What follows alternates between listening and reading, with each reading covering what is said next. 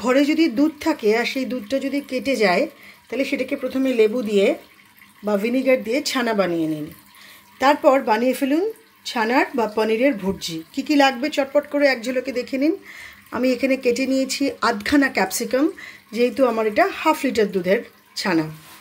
আমি এখানে নিয়েছি ধনেপাতা, কাঁচা লঙ্কা, কসুরি মেথি। আমি নিয়েছি পেঁয়াজ কুচনো, নিয়েছি বেশ কিছুটা বেসন, নিয়েছি টক দই, আর এখানে নিয়েছি ধনে গুঁড়ো, জিরে গুঁড়ো, হলুদ গুঁড়ো, শুকনো লঙ্কা গুঁড়ো আর কাশ্মীরি লাল মির্চের গুঁড়ো। এবার চলুন রান্নাটা শুরু করা যাক। আজকে বানাবো পনির ভুর্জি, আর আপনারা আছেন সুধা লীলার হেসেলে, আপনাদের সাথে আমি সংযুক্তা। প্রথমে বেসনটাকে একটু হালকা ড্রাই রোস্ট করে তুলে নেব, মানে শুকনো কড়াইতে ভেজে নিয়ে তুলে নেব। এটা হচ্ছে এই রান্নার ফার্স্ট পদক্ষেপ। বেসনটা আমি একটু হালকা ড্রাই রোস্ট করে তুলে নিয়েছি। কড়াইতে তেল দিয়েছি, দিয়ে আমি প্রথমে দেব বেশ কিছুটা জিরে ফোড়ন হিসেবে। জিরেটা একটুখানি হালকা একটুখানি ভেজে নেব। তারপরে আমি এখানে দিয়ে দেবো বেশ কিছুটা পেঁয়াজ কুচি।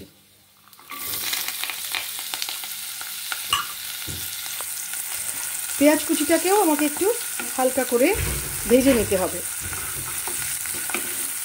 এখানে আমি টমেটোর ব্যবহারটা করব না, মানে টমেটোর পেস্ট বা পিউরি দেবো না কিছুই, কারণ যেহেতু আমি টক দই দিচ্ছি। আপনারা চাইলে দিতে পারেন।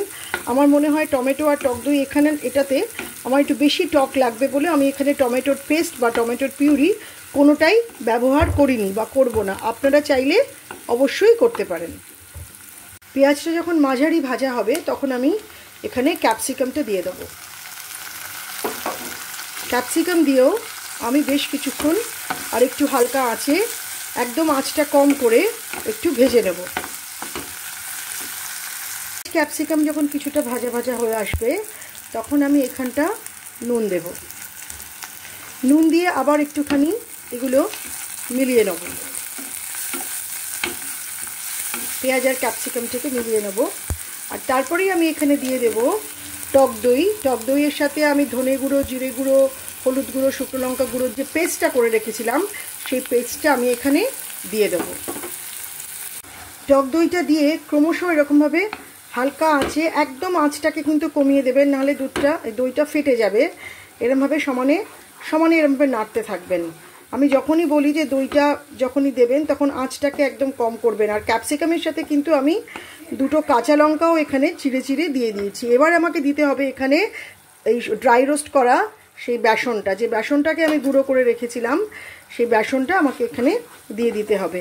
বেসনটা দিয়েও আমি প্রথমে এখানে টক দইটা দিয়েছিলাম। টক দইয়ের মধ্যে আমি মশলাটাকে পেস্ট করে রেখেছিলাম, মানে কি মশলা, ধনে গুঁড়ো, জিরে গুঁড়ো, হলুদ গুঁড়ো, শুকনো লঙ্কার গুঁড়ো, আর এখানে দিয়েছিলাম আমি কাশ্মীরি লাল লঙ্কার গুঁড়ো, সেটা দিয়েছিলাম। দিয়ে টক দইটার সাথে মিশিয়ে রেখেছিলাম, সেটা দিয়ে দিয়েছিলাম।